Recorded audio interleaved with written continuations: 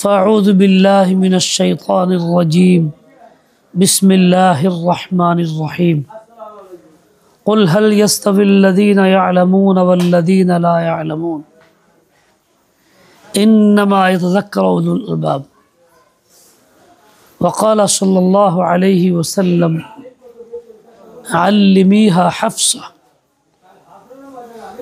أو كما قال عليه الصلاة والسلام। محترم حاضرین، اللہ پاک شکر، اللہ تعالی আমাদেরকে এই নাগরপুর টাঙ্গাইলের নাগরপুর থানার দপ্তিউর ইউনিয়নের অন্তর্গত খাসপাইকাল গ্রামে একটা নতুন প্রতিষ্ঠিত মেয়েদের জন্য দ্বীনি ইলম শিক্ষা কেন্দ্র মাদ্রাসা ফাতিমা বিনতে মুহাম্মদ সাল্লাল্লাহু আলাইহি ওয়াসাল্লাম এ বসার সুযোগ দিয়েছেন। ইতিপূর্বেও দ্বীনি আলোচনা হয়েছে, এখনও আলহামদুলিল্লাহ আল্লাহর ফজল করমে আলোচনা চলছে এবং আরও মুহতারাম উলামায়ে কেরাম যারা আসবেন আলোচনা করবেন। আমরা ধৈর্যের সাথে শেষ পর্যন্ত কথাগুলি শুনবো বলে আশা করি। মাদ্রাসা ফাতিমা বিনতে মুহাম্মদ মুসলিম কন্যা সন্তানদের জন্য দ্বীনি ইলম শিক্ষা কেন্দ্র। তুলনামূলকভাবে পুরুষের চাইতে মেয়েদের দ্বীনি ইলম শিক্ষার ব্যবস্থাটা কম, আর ছেলেদের জন্য মেয়েদের তুলনায় বেশি আছে। উচিত ছিল দুইটা সমান সমান হওয়া, কারণ ইলম শিক্ষা করা যেমন ছেলেদের জন্য ফরজ, মেয়েদের জন্য একই রকম ফরজ, তাই গুরুত্বটা একই রকম হওয়া দরকার ছিল, পরিবেশ একই রকম হওয়া দরকার ছিল। কিন্তু আফসোস যে আমরা এর প্রতি অতটা সচেতন ছিলাম না বিধায় মেয়েদের জন্য দ্বীনি ইলম শিক্ষা কেন্দ্র আজকাল হইতেছে এবং সেটাও এখনও অনেক কম। আর বাস্তব হলেই মেয়েদের জন্য দ্বীনি ইলম শিক্ষার গুরুত্ব ছেলেদের চাইতে কম না, বরং বলতে গেলে বেশি। কেন বেশি? মেয়েদের দ্বারাই সংসারের ব্যক্তি জীবনের অধিকাংশ কাম মেয়েদের দ্বারা সম্পাদিত হয়। ওনারা এই কাজগুলি করে থাকেন। আচ্ছা, বাচ্চা জন্ম নিলে পরে ওই বাচ্চা লালন পালনের যাবতীয় কাজকর্ম ওই মায়ের হাতেই হয়, বাবার হাতে হয় না। বাবা তার প্রয়োজন পুরা করেন, তার জন্য ইনকাম করেন, তার জন্য ওষুধের ব্যবস্থা করেন, দুধের ব্যবস্থা, খাদ্যের ব্যবস্থা করেন, কিন্তু যাবতীয় সম্পূর্ণ কাজগুলি মেয়েদের হাতে হয়, মায়ের হাতে হয়। এরপর একটা বয়স পর্যন্ত 7-8 বছর তো স্বাভাবিক পর্যন্ত এই বাচ্চাগুলি বাবার হাতে লালিত পালিত কম হয়, সম্পর্কটা মায়ের সাথে থাকে বেশি, মায়ের হাতে লালিত পালিত হয়। তার গোসল, তার জরুরত পুরা করা, ঘুম পাড়ানো, পেশাব পায়খানা, পোশাক পরিধান করানো, যাবতীয় সব কিছু এই মেয়েদের হাতে হয়। শুধু তাই না, আমরা যারা পুরুষগণ আছি আমাদের যাবতীয় কাজগুলো মেয়েরা করেন, সংসারে মা বোনদের মাধ্যমে পূর্ণতা লাভ করে। খানা পাক থেকে শুরু করে যা কিছু আছে, আমরা পুরুষরা বাইরে বাইরে থাকি, প্রয়োজনে বাইরে থাকি, কামাই রোজগার করি। এমনকি পুরুষরা নিজেরা খুব ভোরে বের হয়ে যায়, নিজের কাপড়টা পর্যন্ত ধোয়ার সুযোগ কম পায়, বাড়িতে রেখে চলে যায়।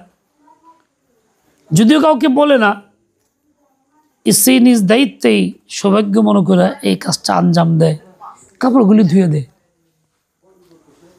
পরিষ্কার পরিচ্ছন্ন করে, না পাকটাকে পাক করে।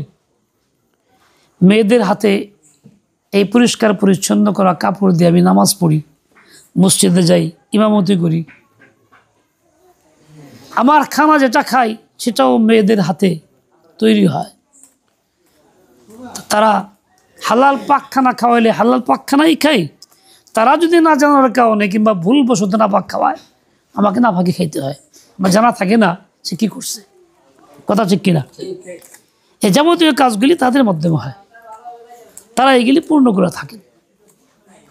কাজে এই মেয়েদের যদি সত্যিকার অর্থে দ্বীনে ইলম শিখা না থাকে, পাক না পাক জানা না থাকে, হালাল হারাম জানা না থাকে, কোন সময় কোন কাজটা করতে হবে, সন্তানের কল্যাণ তাও জানা না থাকে, স্বামীর কোনটা প্রয়োজন, হালাল কি হারাম তাও জানা না থাকে, দেখা যাবে অধিকাংশ ক্ষেত্রে তাদের দ্বারা এমন কিছুই ঘটবে যেগুলি আমার জন্য ক্ষতির কারণ, যেগুলি আমার জন্য নিষিদ্ধ, আমার জন্য যেগুলি হারাম। কোনো এক ছেলে আমাকে বলতেছে, হুজুর মোরগের অন্ডকোষ খাওয়া হারাম, আপনার মুখে শুনলাম, আমার মা আমারে কত খাওয়াইছে ভাইজা ভাইজা। এখন মুসলিমের মুখে শব্দটা কেন আসলো?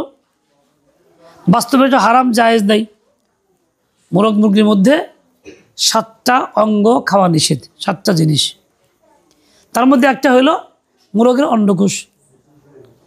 কিন্তু সে বলতেছে মা আমারে কত খাওয়াইছে ভাইজা ভাইজা। আজও গ্রামগঞ্জে অনেক মা আছে সন্তানদেরকে এই অন্ডকোষ খাওয়ায় মোরগের। তাদের ধারণা আছে এটা খাওয়াইলে শক্তি হবে, এই হবে সেই হবে, নানান কিছু কল্পনার ভিতরে আছে, কিন্তু এটা হারাম। একজন মা যদি না জানে এটা হারাম, তাহলে সে হালাল মনে করে ছেলেরে খাওয়াবে, মেয়েরে খাওয়াবে। তাহলে এই হালাল হারাম জানার প্রয়োজনটা মা বোনদের জন্য কম না বেশি? অনেক ক্ষেত্রেই বরং বেশি, অনেক ক্ষেত্রেই বেশি।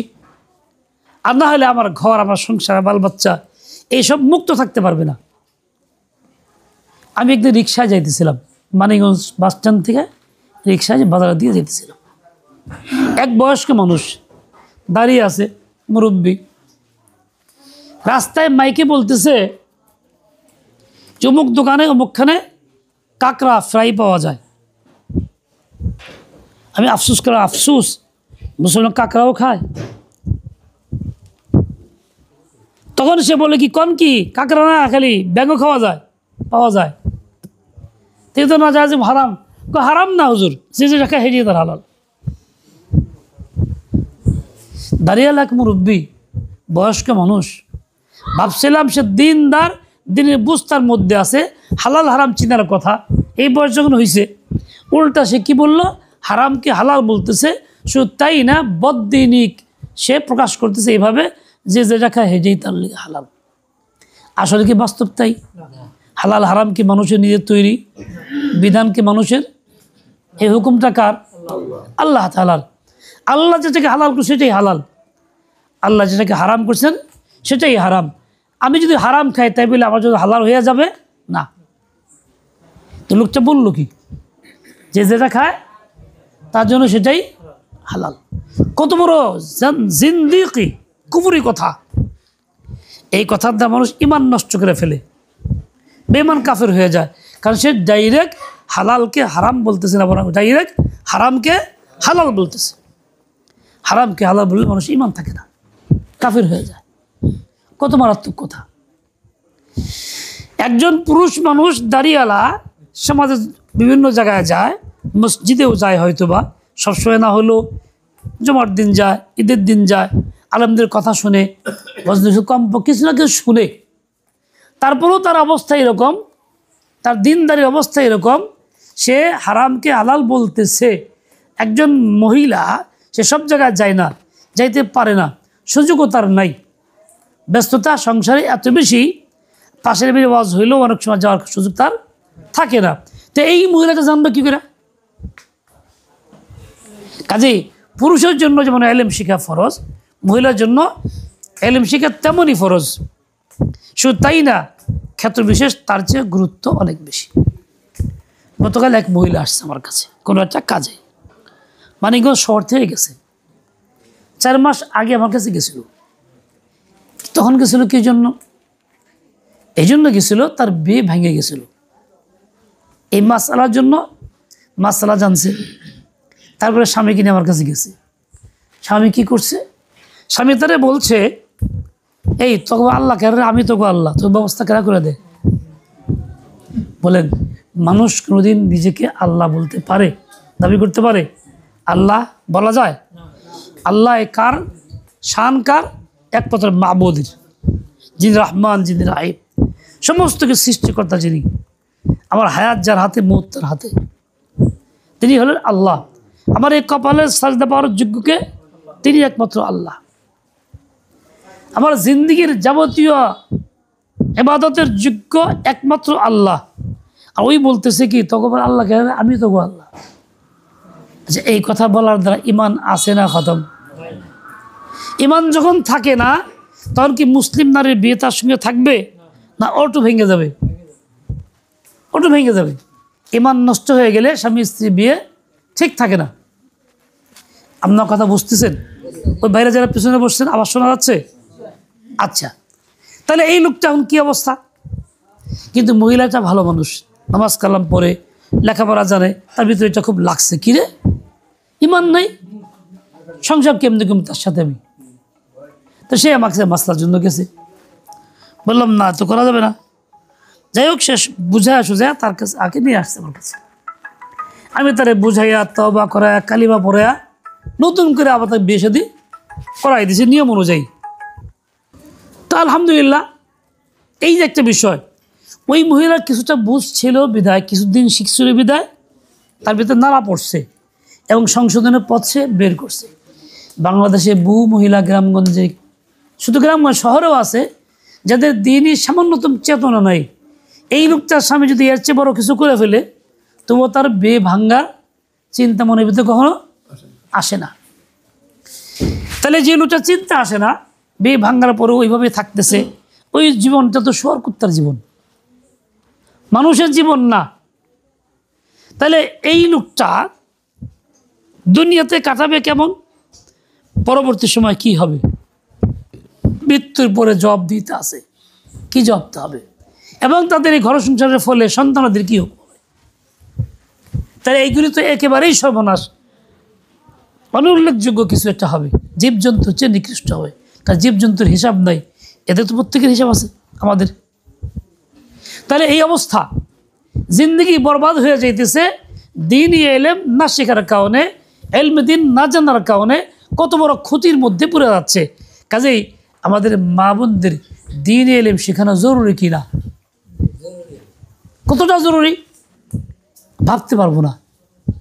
দেখেন, আমার মা একদিন গেছে আমাদের গ্রামের পাশের পাড়ায় কোনো কাজে, তো সেখানে গিয়ে দেখছে, মা নিজে দেখছেন তা বলছেন রহমতুল্লাহ আলাইহ, বলছি একজন মহিলা দেয়ারের মধ্যে পাতার মধ্যে মরিচ পিষতেছে। এখন তো মরিচ পিষা লাগে না, বেশিরভাগ মেশিনে ভাঙ্গান টাঙানো হয়, আগে তো পাতার মধ্যেই পিষতে হইতো। পিষতেছে বেশ অনেকটা মরিচ। তার একটা ছেলে, দুধের শিশু, ওই হামাগুড়িতে হ্যাপড়ে পারে। ওই ছেলেটা দূরে ছিল, খেলতে খেলতে হাঁটতে হাঁটতে তার মার এসে ধরছে, ধরে দাঁড়াইছে, তার মধ্যে পেশাব করছে, পেশাবটা ঠিক পাটার মাঝখানে। এখন বলেন, এই বাচ্চা যে পেশাব করলো পাটার মাঝখানে, পেশাব পাক না না পাক? স্বাভাবিক সবাই জানে না পাক। কাজ কি? ফেলে দেওয়া, ধুয়ে ফেলানো, আর নাহলে পাক হবে না। মা বলতেছে মহিলা কি করলো, বামার দিয়ে কাইসে পেশাব ফালাই দিল। এখন এইজন পেশাব বামার দিয়ে কাইসে ফালাইলো, বাম হাতটা কি পেশাব দ্বারা ভিজে নাই? পাক না না পাক? এটাও না পাক, পাটাটাও কি না পাক। এখন এই বাম হাত দিয়া বাকি আবার মশলাগুলি এই জায়গার মধ্যে নিয়ে পিসা নিয়ে গেল। এখন বলে এই মশলাগুলি মরিচ পাক হবে না পাক হবে? এটাও না পাক। পুরুষ তো জানবে না এটা পাক কি না পাক। এই মহিলাই তো আদর করে খানা পাকাবে, স্বামীকে খাওয়াবে, সন্তানদের খাওয়াবে, নিজেও খাবে। খাইলো এটা কি? না পাক খাইলো, হারাম খাওয়া হইল।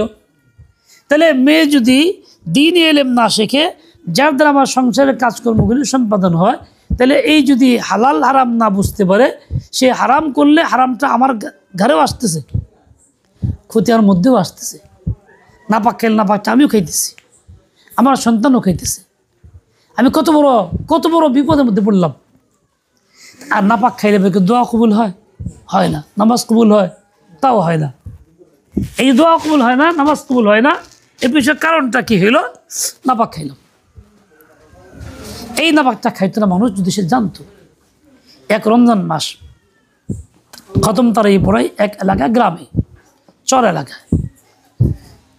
এখন যেই লোকটা বাড়ি থাকি, এই লোককে মানুষ সবাই মুন্সি বলে, নামাজ কালাম পড়ে এবং এই মসজিদে নামাজ পড়ায়, কোরআন পড়া মোটামুটি সহিও আছে, মাদ্রাসা নিচে সামান্য কিছু পড়ছেও, এরকম লোক সবাই তারা যারা অমুক মুন্সিকে ডাকে। এই লোকের বাড়ি রমজান মাস শেষ রাতে খানা দিছে বুটের ডাল আর ভাত, অন্য কিছু না, গ্রামের ব্যাপার। যখন ভাতের মধ্যে বুটের ডালটা দিছে, একটা বাটির মধ্যে নিয়ে আসছে, কাঁসার বাটি, কাঁসার চামচ, আগে বড় চামচ ছিল না, চামচ দিয়ে ওঠাইছে। ওঠানোর সাথে সাথে ডাইলের সাথে একটা ঘুষি উঠছে। ঘুষি কি? গোবরের টুকরা। এখন ঘুষি তো নাপাক, যেই ডালের মধ্যে ছিল সেটাও কি নাপাক। এটা তো পেয়ালার মধ্যে এসে উড়ে পড়ে নাই, ডেক্সির থেকে ডাল আনছে, ডেক্সির সাথে এটা আসছে, হয়তো ডেক্সির মধ্যে কোনো কারণে সেটা পড়ছে, ওখান থেকে আসছে পেয়ালার মধ্যে, বাটির থেকে আসছে আমার থালে। তার মানে কি মূল ডালের পাতিল যা সবটা নাপাক। এই কথা হলো না? এই নাপাকটা আমার দিতেছে, খাওয়া যাবে না, হারাম। বল না, খাও, কিছুই হইব না, খাও। আমার খাও, কিছুই হইব না, খাও। পরে এক কাম করে এটা ফালাই দে, ওই ফিরে আবার পাতিল থেকে লয়ে আগা। আচ্ছা বলেন, ফিরে পাতিল থেকে আনন্দ যেটা, সেটা কি? ওই ঘুষিওয়ালা যাই তো। দেখেন, এই সামান্য একটা ডাল, তখন তার ডালের দাম ছিল সব 10 টাকা কেজি সর্বোচ্চ, যখন ঘটনা বলতেছি। এই 10 টাকার ডাল ফালাইতে রাজি না, বর্জন করতে রাজি না, না এই যে খাও, অসুবিধা নেই, কিছু হইব না। দেখেন, এই লোকটার কাছে ইমানের দাম বেশি হইলো না ডালের দাম বেশি হইলো? সে হারাম খাবে, নাপাক খাবে, ইমান নষ্ট করবে, তাদের অসুবিধা নাই, কিন্তু ডাল ফেলান যাবে না। এই লোকটার কাছে ডালের দাম বেশি হয়েছে। ইমান যদি সহি থাকতো, এলেম যদি সে শিখে থাকতো, তাহলে ডালের দাম কিছুই না, ফেলে দিয়া দরকার কাঁচামরিচ দিয়ে ভাত খা, পেঁয়াজ দিয়েই খা, দরকার হলে লবণ দিয়ে খায় ফেল, তো রোজা রাখ, তো হারাম খাওয়ার দরকার নেই। ইমানের কথা হইতো এইটা, ইমানের কথা এটা হইতো, কিন্তু এলেম না জানার কারণে, সহি বিদ্যা না থাকার কারণে এখন সেই হারামটাকে বর্জন করতে পারতেছে না, মানে ইমানটাকে নষ্ট করতেছে। বুঝাইতে পারলাম? এটা কিন্তু আমার নিজের ঘটনা বলছি, আমার সাথে যা ঘটছে। আমার সাথে কয়টা ঘটনা ঘটে, আর সব তো অজানাই থাকে। এরকম ঘটনার দ্বারা বোঝা যায় যে আমাদের মা বোনদের যদি দ্বীনি ইলম না থাকে, শিক্ষা না করে, তাহলে এইরকম বিপদ সর্বত্রই হবে। বাঁচার কায়দা নেই। একটাই পথ। দেখেন, আমাদের মা বোনরা আমাদের দুধ পান করাইছে, মায়ের দুধ পান করে বড় হয়েছি, লক্ষ কোটি মানুষের দুধ মায়ের দুধ পান করেই বড় হয়, এটাই স্বাভাবিক কথা। আমাদের মায়েরা সহি ইলম না শেখার কারণে ফল কি হয়? আমরা আমাদের বাচ্চা নাপাক খাই, জানি না, বলতে পারি না। কীরকম? খুব খেয়াল করে বোঝার চেষ্টা করেন। প্রত্যেক ঘরেই তো সন্তানাদি আছে, মা বোন আছে। একটা ছোট শিশু বা দুধের বাচ্চা, 2 মাস 3 মাস বয়স, কম বেশি, এই বাচ্চাটাকে মা দুধ পান করা ঘুমানাইছে, কাঁথা কাপড় দিয়ে শোয়া দিয়ে চলে গেছে কাজে। কিছুক্ষণ পরে এই বাচ্চা পেশাব করছে, পায়খানাও করছে, ছোট্ট কাঁথার মধ্যে। পেশাব যখন ভিজে গেছে ভিজের মধ্যে বাচ্চা থাকতে চায় না, কান্দে, চিৎকার দিয়ে উঠছে, কান্দাকাটি করতেছে। মা তো কাজকর্ম করতেছিল, তো প্রথমে তো আর আসে নাই, একটু দেরি হয়েছে আসতে, বাচ্চা চিৎকার বেশি দিতেছে, দৌড়ায় আসছে। ওই বাচ্চা তো পেশাব পায়খানা করছে, এখন তার কান্দাকাটির কারণে মা তো আবেগে দৌড়ায় আইসা বাচ্চারা তো উঠাইছে। বাচ্চার এক হাত দিয়ে লইছে, আর এক দিয়া ওই বাচ্চার ভিজা খাতাটা গুছায় লইছে, আর ভিজা জায়গাটা ওইটা আবার মুছছে, হাত ভিজা, হাতের মধ্যে পেশাব লাগছে, ওইটা সরায় রেখা বাচ্চা কান্নাকাটি করে দুধ মুখে দিছে। একসময় দুধ মুখে দিয়ে টানলে পরে দেখা যায় খুব বেশি দুধ ফিনকে দিয়ে আসে, সে বাচ্চা এটাকে চাইনা সারতে পারে না, নাক মুখে উঠে যায়, তখন বাচ্চার মুখ মারা সরাই দেয়, এরকম হয় না? তো দুধ তো এরকম আসছে, এর বাচ্চা খেতে পারে না, বাচ্চা ছড়াই দিছে, কিন্তু তারপরে দুধ তো পুড়ে যাচ্ছে ফিনকে দিয়া, তো মা করে কি হাত দিয়ে চাপ দেয়, স্তনের মধ্যে চাপ দিলে দুধটা কি হয়, বন্ধ হয়। কোন হাত দিয়ে চাপ দিছে? এই পেশাবওয়ালা বাম হাত দিয়ে চাপ দিছে। এখন পুনরায় বাচ্চা কে আবার এই দুধটাই মুখে দেওয়াইছে, ফলটা কি হয়েছে? কোন এই দুধটা নাপাক হয়েছে না, এটাও একটা বাচ্চা চাটাই দিছে, বাচ্চার পেশাব বাচ্চারা খাওয়াই দিছে। কি জন্য? ওই মার কাছে পাক নাপাকের এলেম নাই, হালাল হারামের এলেম নাই, পাক নাপাকের এলেম নাই, এই জন্য ওই বাচ্চাকে সে হালাল খাওয়াইতে পারলো না। অথচ দুধটা একেবারে হালাল জায়গাতে, দুধ খাবারটা হালাল আল্লাহ পয়দা করছে, নাপাক থেকে অনেক দূরে, নাপাকের জায়গা দুধের থেকে অনেক নিচে, পেশাব ভাঙানোর জায়গা অনেক নিচে, ইসলাম মানাইছে উপরে। যদি গরু ছাগলের মতো পায়ের নিচে হইতো তা নাপাক হওয়ার সম্ভাবনা থাকতো, কিন্তু আল্লাহ তাআলা মানুষকে হালাল পাক খাওয়াবেন সেই জন্য উপরে দিয়েছেন, যেখানে নাপাক যাওয়ার সম্ভাবনা নাই। আর ওইটাকেই মা না জানার কারণে নাপাক বানায় খাওয়াইতেছে। এটা শুধু কল্প কাহিনী না, আপনারা হয়তো চিন্তা করেন নাই, বাড়িতে খেয়াল করেন নাই, বুঝে আসে নাই, খেয়াল করলে আপনার ঘরে এরকম পাইবেন। বহু ঘরে এরকম ঘটনা ঘটতেছে, বহু ঘরে ঘটনা ঘটতেছে, কিন্তু নিজের কাছে সহিহ ইলম না থাকার কারণে নিজেও বুঝতে পারতেছি না, আমার চোখও ঠিক না, আমার বিবেকও ঠিক থাকতেছে না, আমি বুঝতেছি না কি হইতেছে।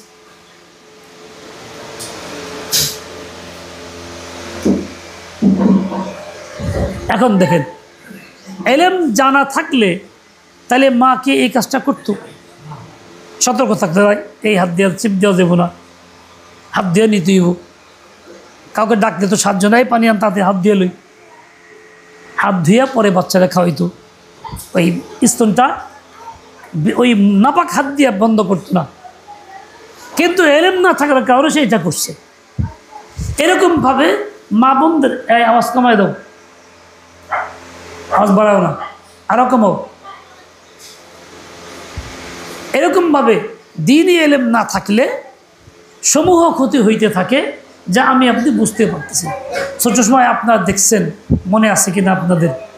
আমার মনে আছে। কি?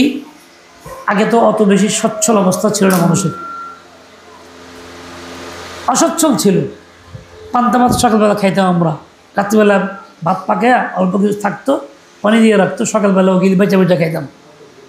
গরমের দিন ফ্রিজ তো আর ছিল না, অনেক সময় পান্তা ভাতে পিঁপড়া থাকতো, লাল পিঁপড়া, ছোটো বাচ্চাকে দিলে কানতো, হ্যাঁ খাম না, পিঁপড়া ধরছে। মা কী করতো? খাও খাও, পিঁপড়া খেলে 27 সেকেন্ড যায়, এই কথা বলছে, আমার সামনে বলছে, আমার মনে আছে। আপনাদের কারো মনে আছে কি জানি না। তো মা বাচ্চাকে উৎসাহিত করেছে, খাও খাও, পিঁপড়া খেলে 27 সেকেন্ড যায়, এই কথা কইয়া ওই পিঁপড়া সুদ্ধা খাওয়াইছে। হারাম। পিঁপড়া খাওয়া যে কথা, মরা গরু খাওয়াও একই কথা। মরা গরুও হারাম, পিঁপড়াও কি হারাম। তাহলে একটা হারাম খাওয়াইছে মা সন্তানকে আদর কইরা, এই মিথ্যা কথা বলে ধোকা দিয়া। কি জন্য?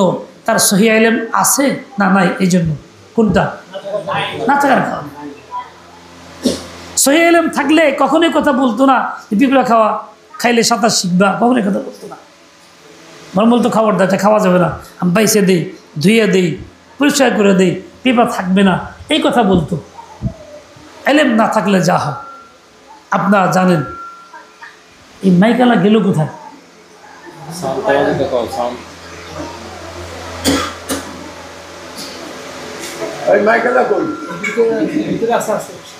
আমি আওয়াজ কমাই দাও, তুমি বাড়াও কেন? হ্যাঁ, তোমার বললাম না আওয়াজ কমাই দিবা।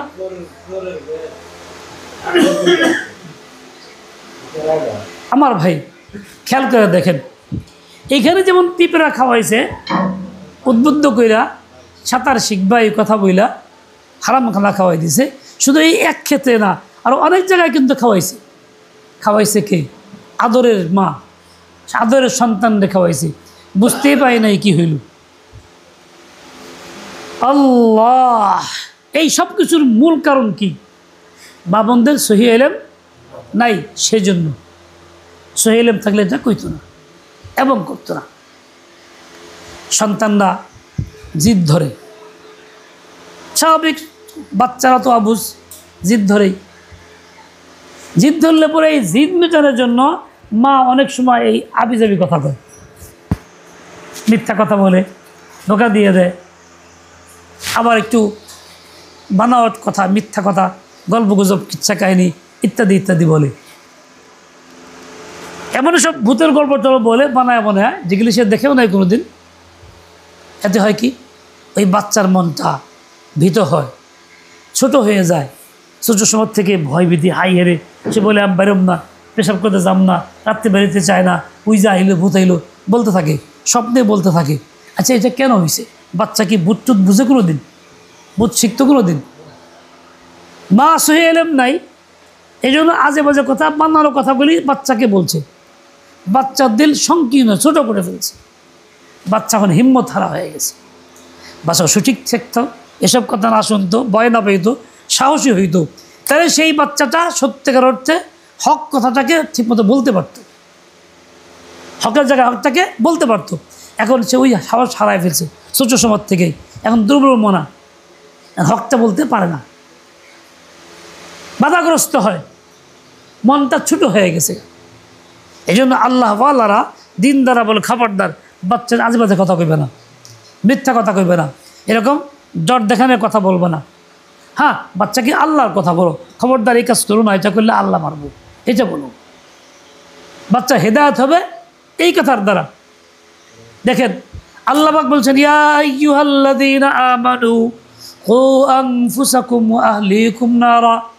হে ঈমানদার, পুরুষ নারী ঈমান যাদের আছে শুনো, কু আনফুসাকুম ওয়া আহলিকুম, তোমরা তোমাদের নিজেদেরকে, অধীনস্থ বাল বাচ্চা, স্ত্রী পুত্র সবাইকে নারা, জাহান্নামের আগুন থেকে রক্ষা করো। কোরআনে কারীমে 3 রকম আদেশ আছে। একটা শুধু পুরুষের জন্য, যেমন জিহাদের হুকুম শুধু পুরুষের, মহিলার জিহাদের হুকুম নাই। এরকমভাবে কিছু আছে শুধু মা বোনদের জন্য, যেমন ওয়াকারনা ফি বুয়ুতিকুন্না, তোমাদের ঘরের ভিতরে থাকো, বাড়ির ভিতরে থাকো, বেপর্দা হয়েও না, বাইরে যাও না। ওয়ালা তাবাররাজনা তাবাররুজাল জাহিলিয়াতিল উলা, বর্বর যুগের নারীদের মতো খোলামেলা বেড়াইবে না, কাঁধে কাঁধ মিলে চলবে না। শুধু মহিলাদের জন্য হুকুম। পুরুষ বাইরে বেরাও, কাজকর্ম করো, মাঠে যাও, বাগানে যাও, অফিসে যাও, চাকরি করো। মহিলা বলছে না, তুমি ঘরে থাকো, মহিলার জন্য শুধু ইচ্ছা। আবার একটা হুকুম আছে উভয়ের জন্য, যেমন এই আয়াতটা, ইয়া আইয়ুহাল্লাযীনা আমানু কু আনফুসাকুম ওয়া আহলিকুম নারা। হে ঈমানদার পুরুষ নারী, তোমরা নিজেদেরকে এবং তোমাদের অধীনস্থ পরিবারের সদস্যদেরকে জাহান্নামের আগুন থেকে বাঁচাও। এই হুকুম উভয়ের জন্য, পুরুষের জন্য, নারীর জন্য। পুরুষ যেমন বাচ্চাকে দ্বীনি ইলম শিখাবে, আল্লাহ তাআলার পরিচয় শিখাবে, রসুলের পরিচয় শিখাবে, কোরআন শিখাবে, ফেরেশতার কথা বলবে, ঈমান শিখিয়ে দিবে, আমল শিখিয়ে দিবে, নারীও ঠিক ওই রকমই শিখাবে। এই আর যদি চিন্তা করি, তাহলেও মা বোনদের ক্ষেত্রে এটা অনেক বেশি দায়িত্ব। বলে কীভাবে? ছেলে হোক মেয়ে হোক, এই সন্তানাদি একটা নির্দিষ্ট বয়স পর্যন্ত মায়ের সঙ্গে থাকে। 7 বছর কি 8 বছর পর্যন্ত মোটামুটি মায়ের সঙ্গে থাকে। তার সাথে খায়, তার সাথে কথা বলে, গল্প করে, হাসি মজাক করে, মা যেখানে সেখানে যায়, কাপড় ধরে হাঁটে, চলতে থাকে। মা ছাড়া কিছু বুঝে না। এক দিন যে কোথাও সরাই নেওয়া হয়, মার জন্য কান্নাকাটি করে চলতেই থাকে, অবশ্যই মা মা বলতেই থাকে।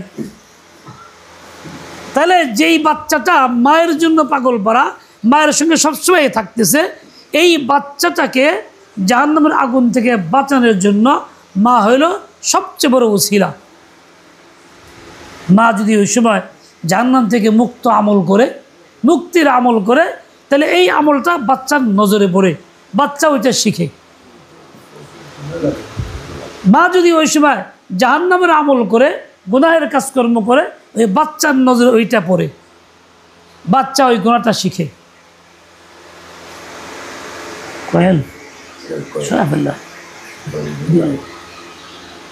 দেখা যায় মা যা করে বাচ্চা তাই করে। এটা একদম স্বাভাবিক নিয়ম। কেউ কিছু বলুক আর না বলুক, বলার দরকার নাই, বলা ছাড়াই এমনিতে সে করতে থাকে। আমি একদিন একটা মসজিদের বারান্দায় বসা ছিলাম, কারো অপেক্ষায় ছিলাম। পাশের বাড়ির একটা ছোট্ট মেয়ে, ছোট একটা শিশু বাচ্চা কোলে নিয়ে আসছে। হয়তো মেয়েটার বোন, ছোট, হয়তো 1.5-2 বছরের বাচ্চা কোলে নিয়ে আসছে। ও এসে বসছে বারান্দায়, বাচ্চাটাকে ছেড়ে দিছে। বাচ্চা খেলতে খেলতে এক পর্যায়ে পেশাব করে দিছে। এখন যে মেয়েটা নিয়ে আসছে, ও বয়স বেশি না, ওই 4-5 এরকমই। আশ্চর্য হইলাম, ওর সাথে সাথে নিজের জামাটা ওখানে চেপে ধরল, গায়ে থাকা অবস্থায় পেশাবে চেপে ধরল। আমি বুঝলাম না যে এই বাচ্চা কী করে বুঝলো যে গায়ের জামা চেপে ধরলে পেশাব টানবো। চিন্তা হইল নিশ্চয় মার ও দেখছে এরকম, আর এই জন্যই মার এটা দেখার পরে শিখা হয়েছে, ও চেপে ধরছে। আমি তো দেখলাম বাচ্চা পেশাব করলো এই জায়গাতে, আমি না দেখলে তো কেউ জানে না যে মসজিদে বারান্দায় পেশাব করছে, কেউ তো বুঝবেও না। বাচ্চা নিজের জামাটা দিয়ে চাইপে ধরা পেশাব শুষ্ক করে নিয়ে গেল। এই যে চাপা ধরার কথা, জামা দিয়ে ধরলো, এই যে তার বুঝের কথা না, সেই বয়স তার হয়নি। নিশ্চয়ই মাকে দেখছে, তাই সে করছে। এরকমই দুনিয়ার কাজগুলি পর্যন্ত মা যা করে সন্তান তাই করে, দিনের কাজের ক্ষেত্রেও তাই। এই জন্য যখন মা ঘরের ভিতরে দিনদার হয়, ইমান ওয়ালি হয়, সে যখন নামাজ পড়ে, বাচ্চা তার সাথে নামাজ পড়ে, ছেলেও পড়ে, মেয়েও পড়ে। ওই মায়ের সাথে সেজদায় যায়, মায়ের সামনে গিয়ে সেজদাকে মায়ের জায়গা দখল করে নেয়, ও নামাজ পড়ে। কেন? মাকে দেখতেছে। ও বুঝে না নামাজ কী জিনিস। ওঠা বসা করতে দেখে, সাজদা করতে দেখে, রুকু করতে দেখে, ছেলেটা ঠিক ওইরকমই করে, মেয়েটা ওইরকম করার চেষ্টা করে। মা যখন হাত উঠে দোয়া করে, ওই বাচ্চাটা হাত উঠে দোয়া করে। মা যখন কোনো কাজে থাকে, তখন এই বাচ্চা খেলার ছেলে নামাজ পড়ে নিজেই দোয়া করতেছে একা একা। মা তো হাসে, বাচ্চা দোয়া করে, কি জানি কয়, আসলে এমনিতেই করে নাই, বাচ্চা দেখছে। কিতাবে একটা আজীব ঘটনা দেখলাম। হযরত মাওলানা ইলিয়াস রহমতুল্লাহ আলাইহি, যিনি তাবলীগি জামাতের এই কাজটা বানিয়ে এবং শুরু করছেন, এই দাওয়াতের মেহনত এই তরিকা শুরু করছেন যিনি, তখনকার সময়ের সমস্ত আলেমদের বুদ্ধি পরামর্শ নিয়ে শুরু করছেন। আলহামদুলিল্লাহ বড় উপকারী হয়েছে। যদিও বর্তমান সময়ে ফিতনা হয়েছে, এক গ্রুপ উল্টা পাল্টা করতেছে, কিন্তু সহি পথ আছে। হযরত মাওলানা শাহরুদ্দিন রহমতুল্লাহ আলাইহি, হযরত মাদানী রহমতুল্লাহ আলাইহি, হযরত মাদানী একটা আজীব ঘটনা আছে। হযরত মাদানী রহমতুল্লাহ একদিন যাইতেছেন রাস্তায়, যার সময় দেখছেন শাইখুল হাদিস জাকারিয়া রহমতুল্লাহ আলাইহির ছেলে মাওলানা তালহা রহমতুল্লাহ মারা গেছেন নাই। রাস্তার পারে যেখানে যাইতেছি, রাস্তার পারে বাচ্চাদের নিয়ে খেলতেছে, খেলে বলতেছে কি, এই চল আমার কাছে হাত দে, ব্যথ ব্যথ। মা তালহা ছোট্ট বাচ্চা, 3 বছরের বাচ্চা, বলতেছে অন্যদেরকে হাত দে, ব্যথ। তুই বাচ্চারা হাত দিছে। হযরত মাওলানা মাদানী রহমতুল্লাহ আলাইহি ওখানে যাইতেছিলেন, দেখে দেখেছে এই অবস্থা, তো উনিও হাত দিয়েছে, চলো বুঝি বায়াত করলে না। আর এই বাচ্চা কি মাদানীরা চিনে নাকি? হাত দিছে, পরে বসে কইতেছে তওবা করতা হুঁ, मैं कुफर से শিরক সে এইসব কইতেছেন, উনি ওইগুলি কইতেছেন। কেন এটা হইল? এই বাচ্চা তাদের বাপ জাকারিয়া রহমাতুল্লাহকে দেখছে বায়াত করতে। আর জাকারিয়া রহমাতুল্লাহ তো বড় আল্লাহওয়ালা শেখ ছিলেন, তাবলীগের বড় পর্যায়ে ছিলেন, উনি তো বায়াত করেন ঠিক সেই তরিকায়। আর বাচ্চা দেখছে এরকম বাপ বায়াত করে, দেখতে দেখতে সুন্দর শব্দগুলি মুখস্থ হয়েছে, বাচ্চাও খেলতেছে বাচ্চাদের নিয়ে, তোরা হাত দিয়ে বায়াত হয়ে যা। তাহলে বাচ্চা কার থেকে দেখে শিখতেছে? বাবার থেকে দেখা শিখতেছে, মার থেকে দেখা শিখতেছে। ও আনফুসাকুম ওয়া আহলিকুম নারা, আল্লাহ তাআলা বলছেন তোমরা অধীনস্থদেরকেও সন্তানদেরকেও জাহান্নাম থেকে বাঁচাও। তার মানে পুরুষ যেমন বাঁচাবে, নারীও বাঁচাবে। নারী ভূমিকা বেশি পালন করবে, কারণ সে তার সন্তান নিয়ে বেশ কিছুদিন একসঙ্গে থাকে, চলাফেরা করে। তখন তাকে ওঠা বসার মধ্যে, খাওয়া দাওয়ার মধ্যে, কাজ করার মধ্যে গুনাহ থেকে ফিরাবে, আল্লাহর ভয়ভীতি শিখাবে, রসুলের কথা শিখাবে, সুন্নত শিখিয়ে দেবে, মিথ্যা পরিহার করা শিখাবে, গীবত পরিহার করা শিখাবে, ঝগড়া পরিহার করা শিখাবে। এভাবেই তাকে মানুষ গড়ে তুলতে পারবে, জান্নাত থেকে মুক্ত করতে পারবে। আমরা ছোট সময় খাইতে বসলে ওই মাছ দিয়ে খাইলে কার মাছ কত বড়, আমারটা বড় না ছোটো, ওইটা উঠালে আরেক ভাই থালে গিয়ে মাপছি, যাওয়ারটা বড় আমারটা ছোটো, কান্দে যে আমারটা ছোটো দিল গেলে গা, ছোটো বাচ্চা বাচ্চা স্বভাব থাকে। ওই সময় মা তারা না শিখায়, তাই বাচ্চা ওইরকমই থাকবে। মা তারা কী শেখাবে? না ভাই তো বড় ভাই, বড়রে সম্মান দিতে হয়, বড় খাইতে হয়, তুমি তাকে ওইটা দিয়ে দাও, হিংসা করবা না। একদিন দুই দিন বলতে বলতেও শিখবে, ও তখন বুঝবে। আমি এক মেহমান আসছে, অনেকদিন আগের কথা, মেহমান আসছে পরে আমার খাবার তেমন কিছু ছিল, রুটি আছে দুইটা আর একটা মাছের তরকারি ঝোল ছিল সামান্য, আমি তাই দিছি। তুই বাচ্চারা খাইতেছে, খোলা করে কাজ হয়নি, অসম্পূর্ণ খোলা টোলাই ছিল, আর বাচ্চা বল খেলতেছিল, ওই দৌড়াদৌড়ি করতেছিল। মেহমানটা রুটি দুটা খাইয়া ঝুল রাখে হাত ধুতে পারছে। তা আমি বলে কাজ তো ঠিক না, কেসে খান, এর মধ্যে কত লবণ আছে, মশলা আছে, পানি আছে, ফেরেশতার মেহনত আছে, এত কিছু ফেলে দেবেন। আর একটু খাইছে, তারপরে রয়ে গেছে, ওইটা হাত ধুতে যায়। বাড়িতে কত রকম ধুই, তার মানে সে সুন্নত তরিকায় প্লেট সুন্দর করে চাইতে চুচে খায় শেষ করে না, কাইসা খায় না, এমনি লেবার খায় হাত দিয়ে ফেলায়, তারা বসে যায়। কিন্তু আমি বলার পরে আরেকবার শেষ পর্যন্ত ওই অবস্থায় হাত দিয়ে ফেলছে।